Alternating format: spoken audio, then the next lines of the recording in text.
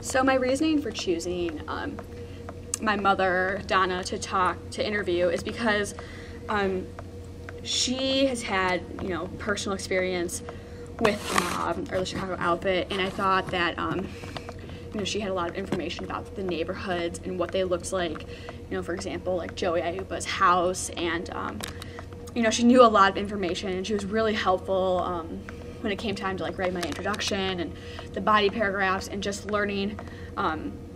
more about the significance of the mob neighborhoods. Her interview is actually really helpful when it comes time to learning about the Chicago neighborhoods and what they looked like, and the feel of living in one of those neighborhoods, and also just kind of being a tourist of those neighborhoods. Like I said earlier about Joey Aiuppa's house, she gave really great information about what it was like to drive around there and seeing the FBI agents, and the reason I chose her is because I knew that she had had some experience, and hearing her stories, like firsthand stories about knowing people who were affiliated with the mob, is really helpful, and it's a great primary source, and that is the reason why I chose her, and she was an amazing amount of help. So the story with my interview with Mike is that I went to Cafe Savoia, down in Little Italy, and I asked the people who were working there if they knew of anybody who would be willing to be interviewed, who had lived in the area since around the 1950s, the Joey Aiuppa period. And it was really nice because the guy just pointed to two men who were sitting at the front, and he said that these guys are in here every day and that they'd lived here all their lives. And so I went up to one of them, or to both of them, and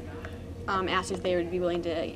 answer some questions and about their neighborhood. And Mike was so open to and willing to talk about his neighborhood and his experience. And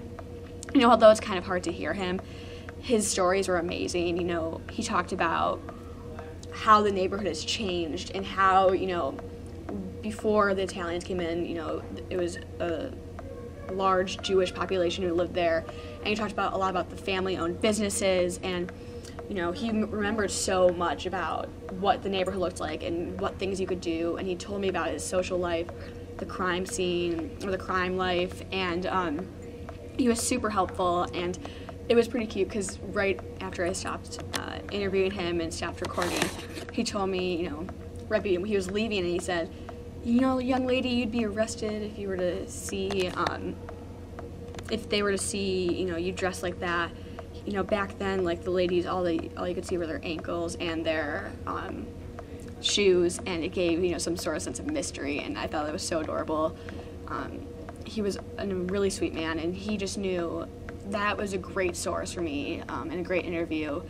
for me, because he just kept talking and telling stories about growing up in Little Italy, and he's lived there for 80 years and never moved, and hearing about all the family-owned businesses and the people who lived there and the activities that went on were so helpful, and it was really nice to be able to interview with him.